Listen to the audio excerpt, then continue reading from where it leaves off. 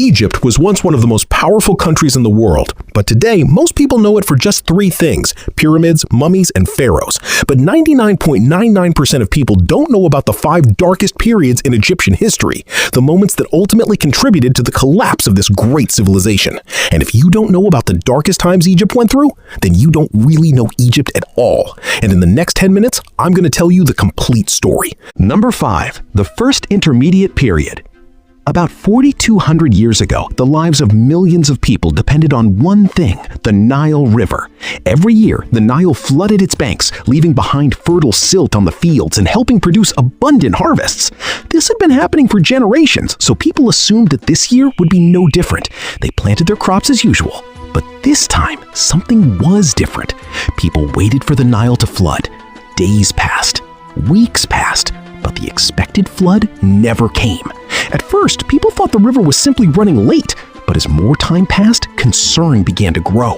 Fields started to dry out, crops began to weaken. The very river that all of Egypt depended on was no longer providing enough water. Before long, food shortages began to appear. Grain prices started rising in the markets. Those with money managed to survive somehow, but the poor suffered terribly. Some families struggled to get even a single meal a day. As hunger grew, so did theft. As hunger grew, so did looting. People became more afraid of starvation than they were of breaking the law, because this was not just about one person. Entire families were fighting to survive. Many began to believe that the gods were angry with them. Prayers filled the temples. Priests performed rituals. But nothing changed. According to some historians, the Nile's floods remained unusually weak for nearly 7 years, contributing to severe famines across Egypt. Thousands of people lived under the shadow of starvation. For an ordinary Egyptian, this was not simply a bad farming season. It was a matter of life and death for their family. And slowly, one of the most powerful empires in the world began to weaken. This was one of the worst times to be alive in ancient Egypt. But what happened next was even worse. Number 4. When Egypt started fighting itself. Egypt had barely begun to recover from the Nile famine when an even greater crisis emerged. The famine had weakened Egypt's central government, and rulers in different parts of the country took advantage of the situation to expand their own power. Slowly, the situation became so unstable that the once united Kingdom of Egypt split into 2 separate parts. In Lower Egypt, the rulers of Heracleopolis controlled the north, while in Upper Egypt, the rulers of Thebes were becoming increasingly powerful. Both sides wanted the same thing: complete control over all of Egypt. As a result, the people of Egypt were no longer fighting an outside enemy. They were fighting rival powers from within their own country.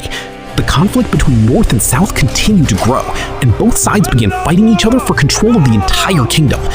Ordinary people suffered the most from this struggle. They were no longer worried only about famine. They also had no idea who would rule their city tomorrow, who they would have to pay taxes to, or whose orders they would be expected to follow. The uncertainty affected every part of daily life. A kingdom that had once been ruled under the command of a single pharaoh had now been divided between 2 competing powers. But in the end, the rulers of Thebes in southern Egypt proved to be stronger. The Theban rulers defeated the power of Heracleopolis in the north and once again brought all of Egypt under a single authority. The country was united again, but this internal conflict had severely weakened Egypt from within. Egypt had still not fully recovered from the crisis because the economies of the neighboring regions around Egypt had also begun to collapse. Trade routes were disrupted, the supply of goods had declined, and this was directly affecting Egypt as well. Meanwhile, across the sea, groups of foreign people gradually began settling in Egypt. At the time, no one could have imagined that these very people would eventually change the course of Egyptian history forever. Number 3. When foreign invaders took control of Egypt. In northern Egypt, a group of foreigners arrived to trade. At first, very few people paid much attention to them, but as time passed, their numbers and influence continued to grow. The rulers of Egypt probably had no idea at the time that the people they saw as ordinary foreigners would one day rule northern Egypt. These people were known as the Hyksos.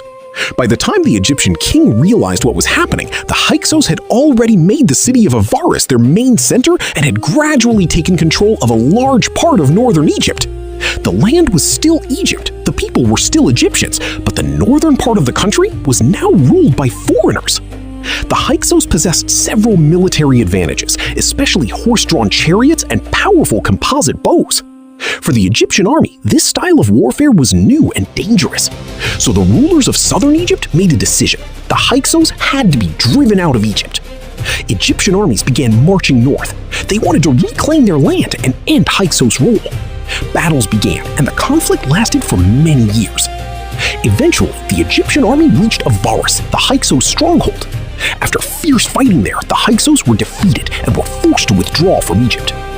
Once again, Egypt was under Egyptian control. But the next crisis would not merely weaken Egypt, it would shake the entire country. Number 2. When the pharaoh's tombs started being robbed. After defeating the Hyksos, Egypt had regained its land, but those wars had left deep scars on the country. Constant conflict had drained enormous amounts of wealth.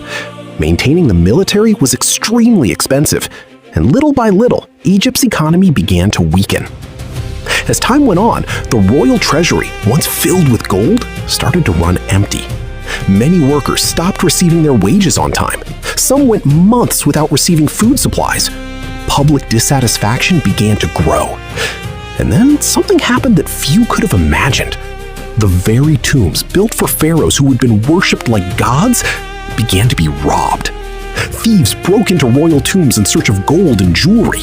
In some cases, even the valuable items placed on the mummies themselves were taken. Most shocking of all, historical records suggest that some officials and guards may have been involved in these robberies as well. For an ordinary Egyptian, this was a terrifying time, because the issue was not just theft, it was a sign that the country's system was beginning to break down. The empire that had influenced the world for thousands of years could no longer even protect its own dead kings. And when an empire begins to rot from within, it usually doesn't take long for an external enemy to arrive. Because what happened next would push Egypt under permanent foreign rule for the very first time in its history. Number 1. When Egypt lost its independence. For thousands of years, Egypt had been ruled by Egyptian pharaohs. It had faced many crises. There had been famines, there had been civil wars, foreign invaders had even occupied parts of the country. But every time, Egypt had managed to recover. People believed that no matter what happened, Egypt would always belong to the Egyptians. But in 525 BC, history had other plans. A powerful empire from the east, the Persian Empire, was advancing towards Egypt. The Persian king, Cambyses II, was determined to conquer the country. The two armies met in a major battle near Pelusium. The Egyptian soldiers fought back, but the Persian army proved to be stronger. In the end, Egypt was defeated. And for the first time in thousands of years of history, Egypt fell completely under the control of a foreign empire. For an ordinary Egyptian, this was not just a military defeat, it was a blow to their identity. For the first time in their lives, they witnessed a day when Egypt slipped out of Egyptian hands. A nation that had once been one of the most powerful empires in the world was now living under the command of another empire. And that is why this was perhaps the worst time to be alive in ancient Egypt, because this time, the people had not just lost food, wealth, or security, they had lost their country. Egypt had lost its independence, but not forever. After centuries of struggle, it would become independent again. And even today, the pyramids standing along the banks of the Nile continue to tell the world the story of that great civilization.